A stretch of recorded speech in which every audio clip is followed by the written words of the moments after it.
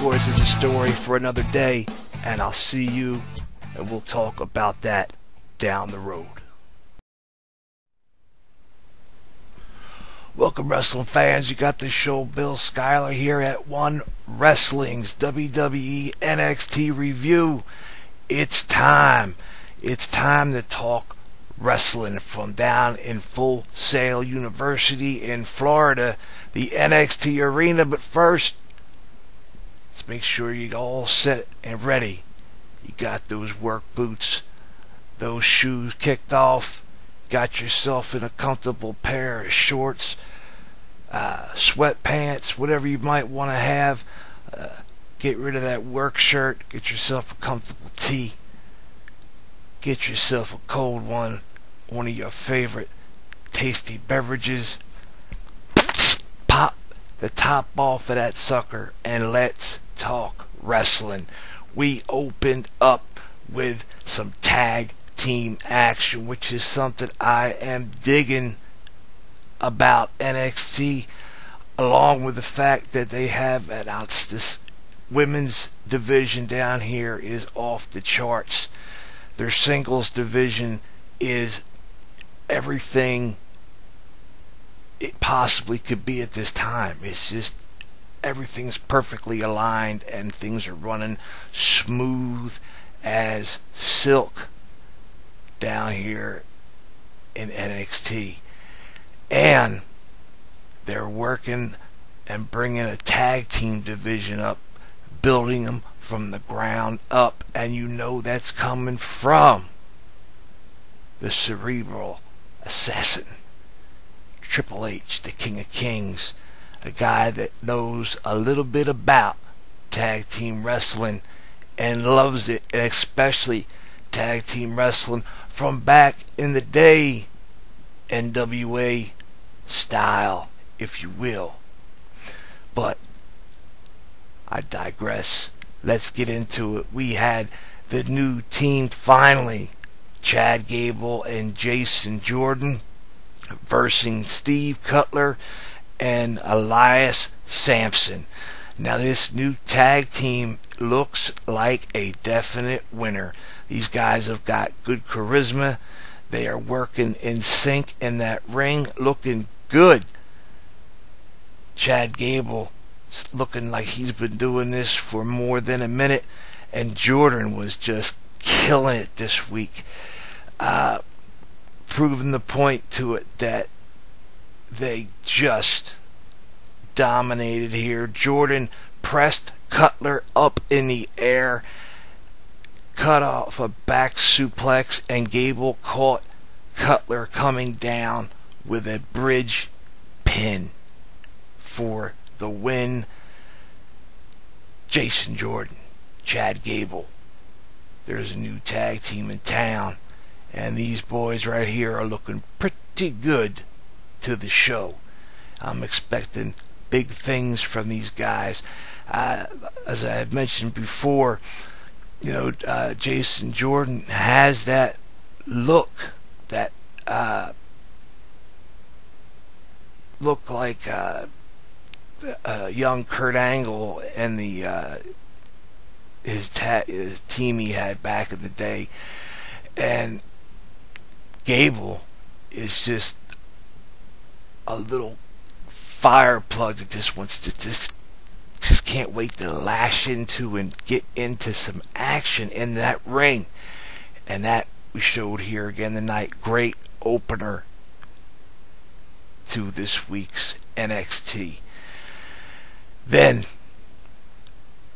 the music hits, and boom, the Samoan submission machine has arrived within the NXT arena. That's right, it is Samoa Joe going up against Axel Tischler, a new arrival to NXT, young man from Austria, and he was not intimidated by Samoa Joe at all. It seemed he was ready and expecting to take this and do whatever he felt like he wanted to do with Joe. And Joe didn't seem to be the monster machine that he normally is. He certainly didn't squash Axel, but what he did was he was working him like a sparring partner, in my opinion. That he knew that, but Tischler didn't.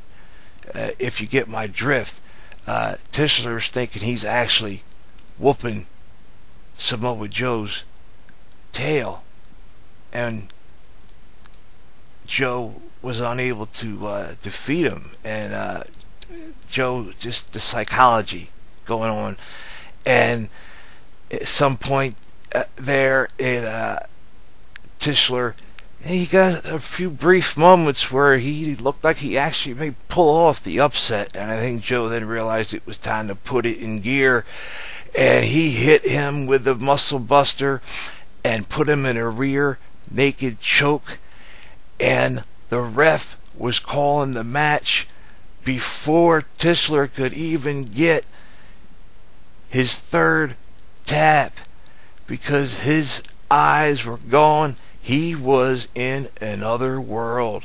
And your winner, Samoa Joe.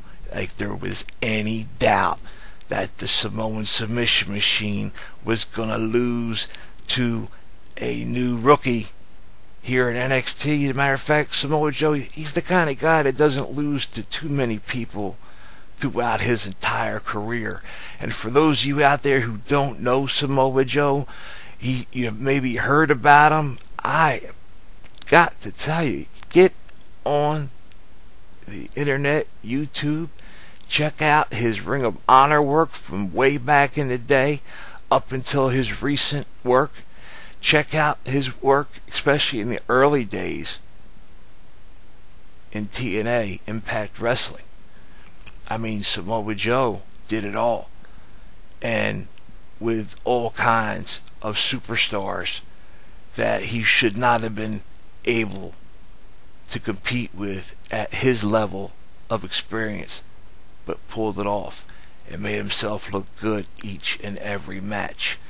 Samoa Joe, one of the best wrestlers in the business, and it's nothing but exciting to have him finally in WWE.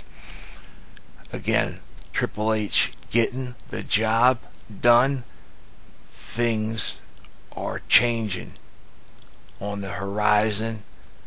It's coming, and we're going to talk about what's getting ready to come down in just a little bit. But let's get back.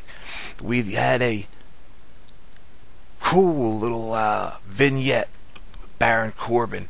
He's there in the tattoo parlor getting himself some new ink, and he's talking all about his sport achievements, his football rings, his I believe he had four championship rings. Talking about how much money he made when he was playing football, and that he just despises the fans for worshiping these indie geeks, as he called them. These guys that are small, they're thin, they're just not typical WWE wrestlers, is what he's getting at, and that he's got no time for any of these indie scene legends, and he's looking to take them all out one at a time. The fans absolutely hating Baron Corbin, as he has been destroying their heroes. And with this, I mean, here's to NXT and creative and your booking team. These little docu-takes, these little promo vignettes are perfect, and they're really making NXT stand out from the Raw SmackDown division in the WWE.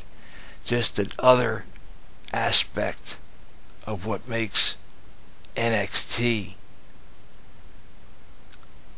it says right here, the future is now. And that's what we're looking at. And this night continues on. We have Eva Marie from the Divas in WWE. I don't watch that show, and Eva Marie, I don't recall ever really seeing her much in the ring. But regardless, for the last few weeks, she's been talking about coming down to NXT to find out what it's all about and to wrestle the gals down here at NXT. She comes out and says she's excited to watch Sasha and Charlotte facing themselves later in the night. But more importantly, she attempted to plug her debut in the ring next week, and she looked like she really expected the crowd to be excited about this. And excuse me, I'm going to take a shot of my tasty beverage right now because mouth's a little dry.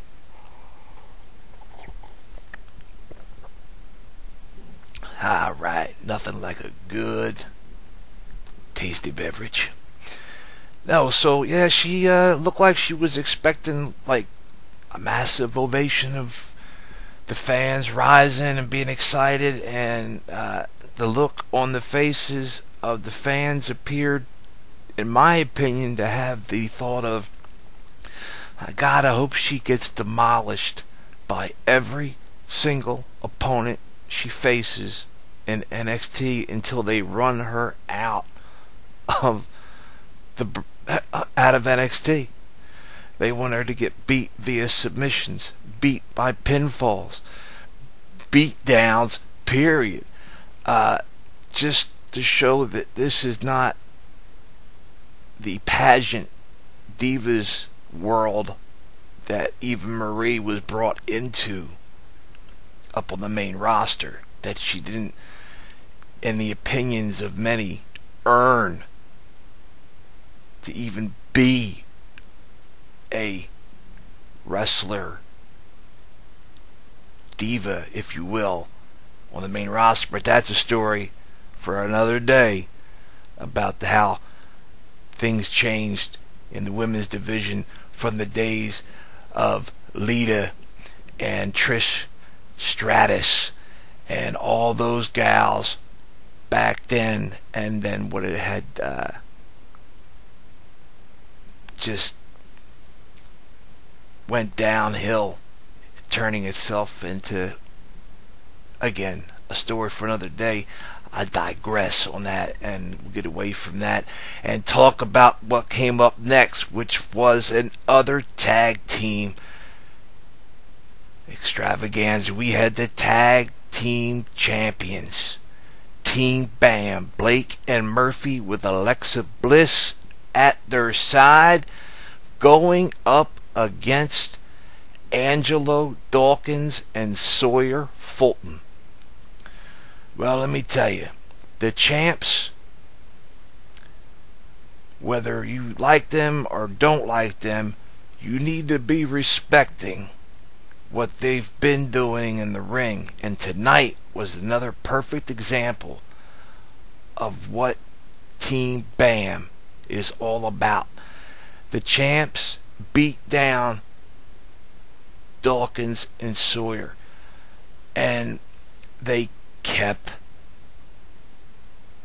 to the rule of the game of tag team wrestling, and that is you keep your opponent in the ring as long as possible, and you tag in and out and keep them in your area of the ring, and just continue to work on and beat down and pick a limb, an arm, a leg, a shoulder, neck, whatever it is you're going to work on. this is like what the Ole and Gene Anderson and then Arn Anderson used to do back in the NWA and WCW. I mean, that's just I love this tag team. Again, there's really no flash to them. They don't have great promo work yet. But they're not doing that. They're just coming in and wrestling, and they are on top of their game. And like I said, they just kept this guy in the ring and just totally demolished Dawkins, who couldn't even get close to a hot tag. He eventually got pinned by Murphy's running suplex and then a frog splash by Blake. And your winners, and still your NXT Tag Team Champions of the world, Team Bam. But they didn't end there. Alexa talks to them and had them completely take out Fulton and then pick her up and throw her up in the air and have her hit her sparkle splash on Fulton. It was it was funny as anything, and it was just a crazy ending to a just great dominating tag team match. We had Sami Zayn coming out after that, his arm in a sling, basically letting the fans know that he's back, he's okay, the surgery went well, he's rehabbing, and he will be back at some point. And when he comes back, he's coming back for his world title, the NXT world title, regardless of who's holding it, and regardless of the fact if Kevin Owens doesn't have the belt. It doesn't matter, because he's got a debt that's owed, and Sami Zayn is looking to collect for what Owens did to him. And you're going to see a great feud. For those who are unaware of the magic that Kevin Owens and Sami Zayn are capable of in the ring against each other, big things are sure to come, and it's going to be good. It's just what we need is for Zayn to heal up properly, not come back too soon. There's plenty of time. We need him healthy and, staying in the game for as long as he can. We don't want to see him getting hurt where he can't lift or move that shoulder. We then had our main event of the evening. And what would that main event be? Well, this is NXT. This isn't your normal wrestling promotion. It's not going to be a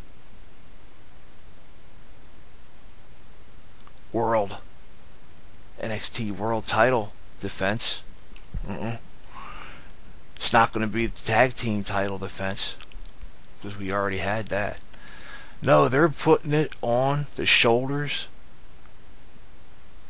of the women's division again. That's right. Give divas a chance indeed.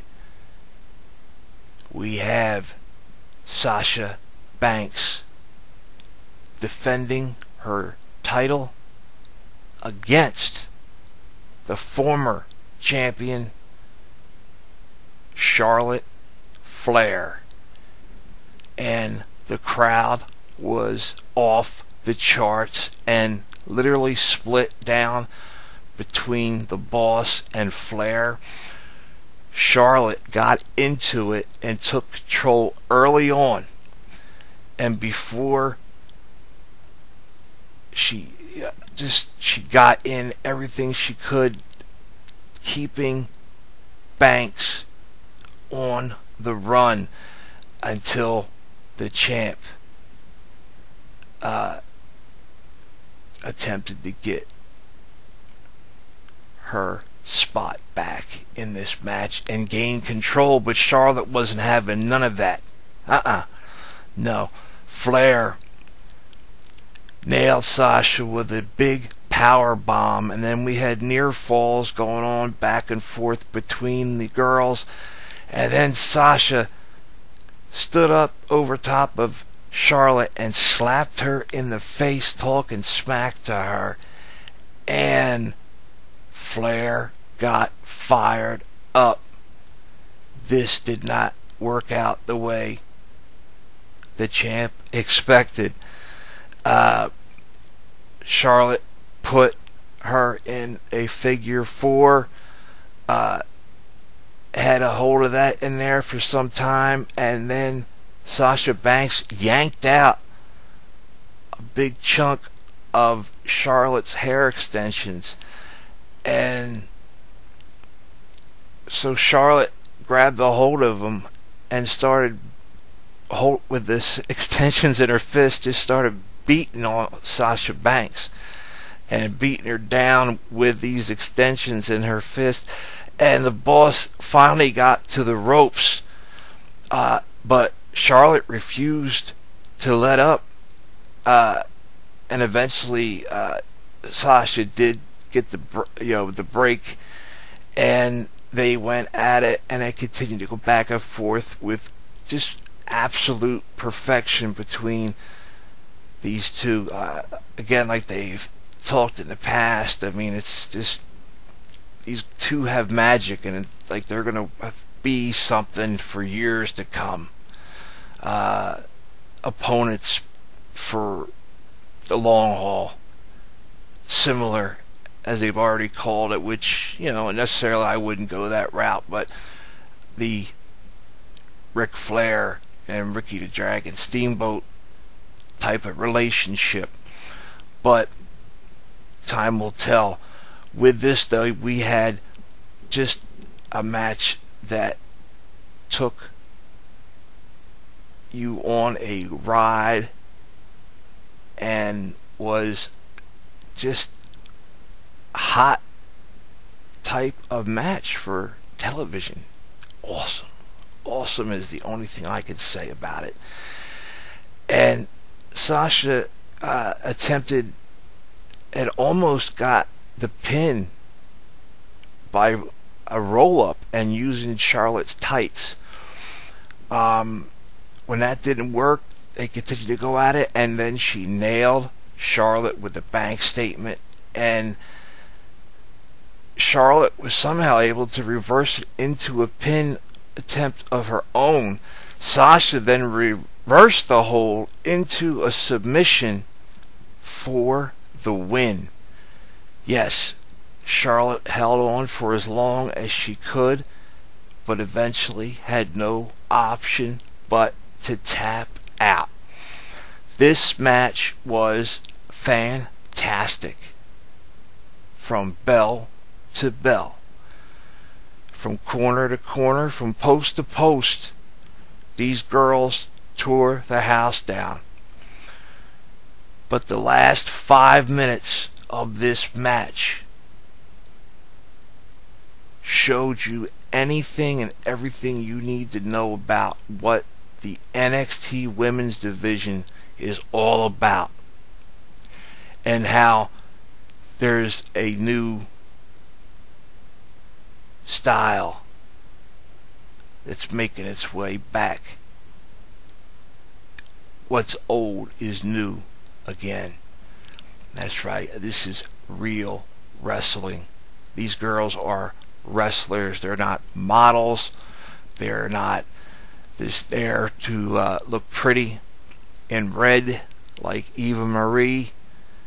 They're here to put butts in seats and to give you a wrestling experience unlike anything you've ever seen in a women's match.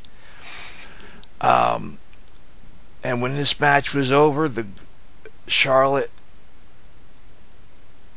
and Sasha actually hugged it out and showed mutual respect for each other for the match, and there seems to be no animosity between the two. Where this is leading, I'm not sure how they're going to work this, but you give me matches like this, it doesn't matter whether you guys hate each other, love each other, whatever you want to do. Just outstanding.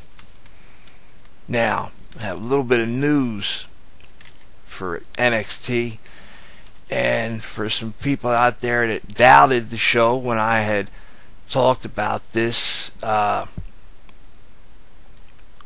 too long ago, talking about the WWE after the, excuse me again for my tasty beverage, with the Beast in the East special was the test. Triple H wants back into Japan. The WWE severed ties with the Japanese promote All Japan back in 1986, I believe it was. And that's where they had their junior title. Basically your cruiserweight title, if you will. And this brought about a new promotion and a new title. But that's a big story for a couple days to go into everything that's happened in the world of professional wrestling in Japan since then. But this test to see how the WWE NXT division went over with the fans was not just a success, but it was a major success. And the decision was made then and there. They were going to get themselves back in Japan. And the biggest game in town is New Japan Pro Wrestling. And New Japan Pro Wrestling, the IWGP heavyweight titles, the lightweight titles, the intercontinental, the tag titles, the junior they got it all. And they got the best wrestlers in the world in New Japan. It's not going to be an invasion angle. You're not going to have anybody buying anybody out. Let me tell you what's going on first. Alright, you got SummerSlam, which is coming up in about August 22nd. NXT is putting on a show live from the Barclays Center on SummerSlam weekend on Saturday night, the night before SummerSlam. NXT will be in force, putting on a full show on the network, and it will be their takeover, NXT takeover Brooklyn, New York. And the news about that is, first, it's a phenomenal move to air this product, because this is something they missed out on when WrestleMania weekend, when they ran that card then and didn't record it to air for television, and it was such a success, and the word of mouth spread throughout the wrestling community about how great the wrestling was and how the crowd just were solidly behind NXT, and they knew that these guys were watching NXT, that the product was a success, the experiment worked, and they had a real old school / new world indie hybrid, which is NXT. Alright, it's a little bit of everything except the sports entertainment part. We took that out. So you're going to have NXT on Saturday night, Barclays Center. SummerSlam Sunday night, 22nd, Barclays Center. And then Raw on Monday night, Barclays Center. A lot of stuff can happen throughout that entire 3-day time period, revolving around and involving NXT. You've already had Kevin Owens making his move into the main roster. This past Monday night, you had Stephanie McMahon bringing in the girls from NXT to go up and to light a fire under Brie and Nikki and the whole crew, to that it was time basically to get it done or get out.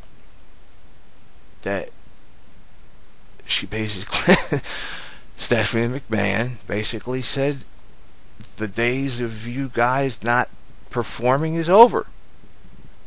And these girls right here are going to show you how it's done. And they showed them how it was done, and they tore them up. Big things coming. A lot of changes are going to be occurring. Slowly, but not too slow. Now, so far, the only matches they have announced is the main event for TAKEOVER, which will be the NXT World Champion Finn Balor defending that world title versus Kevin Owens. Now, just so you know, depending on when you're watching this video, on Saturday, July 18th, the tickets go on sale for TAKEOVER via Ticketmaster, or you can go right to the Barclays Center itself and get tickets. That's obviously going to sell out very quickly, and if you want to go, I mean, this is your chance. This is going to be a hot weekend. This is going to be a great card. You know it. And the other match they have is revolving around Tyler Breeze with an opponent. An opponent that's never stepped foot in a WWE or WWF ring. But he made shockwaves back in the 80s in WCW. And he is a legend in Japanese wrestling. Who am I speaking about? I'm talking about New Japan Pro Wrestling's Jushin Thunder Liger. That's right. Thunder Liger. will be wrestling in the WWE Universe. NXT, Tyler Breeze, Barclays Center, night before SummerSlam. It has begun with a working relationship with New Japan Pro Wrestling and the WWE.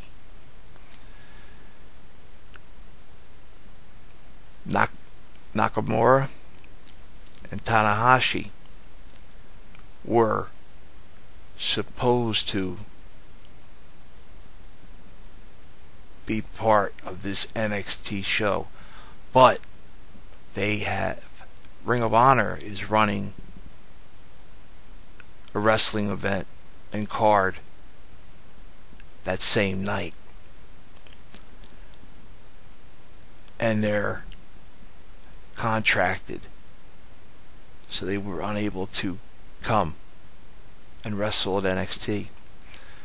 But Thunder Liger did, and the point is they're looking to work them with that, which leaves Ring of Honor probably wondering, like, whoa, we had a working relationship. We've been doing multiple pay-per-views together with New Japan Pro Wrestling. Your guys have been in the ring on our television for the last month and a half. Thunder Liger being on TV, wrestling, over the past month, wrestling against the champions, television champions, world champions. This Ring of Honor must be really flipping out behind the scenes with this WWE move. And let me tell you something. If you've never seen Jushin Thunder Liger, I urge you to go to YouTube and punch up Jushin Thunder Liger versus Brian Pillman and also Chris Jericho. And from there, the links will go on for you, and you will see fantastic wrestling that will blow your mind, especially because it was something new back then. It's common now, but it's still a big deal for a legend like Jushin Thunder Liger to come into NXT. And what an honor for Tyler Breeze to get the opportunity to be in this legendary moment in the history of not just pro wrestling, but WWE, NXT, Ring of Honor, New Japan Pro Wrestling period was basically what, and the word on the street is they will be working with New Japan Pro Wrestling in situations like this. NXT, not the main roster. The main roster will not be working with New Japan talent pool. This will be special appearances for special events only. So they won't be signing on and becoming part, Jushin Thunder Liger will not be part of the roster. Any of the New Japan Pro wrestlers that come and wrestle for NXT for these special attractions will still be working for New Japan. They will not be WWE wrestlers, if you understand what I'm saying to you. This is given the opportunity for WWE to spread out the NXT division throughout Japan. And that style of wrestling is what NXT wrestling is like. It's what Ring of Honor is like. It's this generation's style of wrestling.